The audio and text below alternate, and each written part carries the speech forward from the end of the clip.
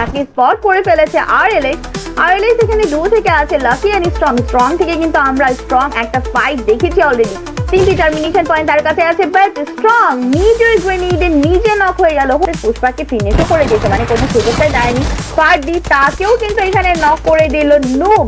And Sasuke ভ্যাম্পায়ারকে এখানে রেস্কিউটা করে নেবে, তবে হাই গ্রাউন্ডটা ধরলে কিন্তু এখানে টিম ইসি বিপদে পড়ে যাবে, সেটা বুঝতে পেরে কিন্তু ভেহিকেলে উঠে গিয়েছে। তারা ভেহিকেলটা নিয়ে মুভ অন করবে। এই ভেহিকেলের লাইফ অনেকটা থাকলেও 4জন মিলে স্প্রে দিলে কিন্তু এই ভেহিকেল নিয়েও সার্ভাইভ করা পসিবল হয়ে উঠবে না। ভেহিকেলটা ব্লাস্ট করে দেওয়া হলো।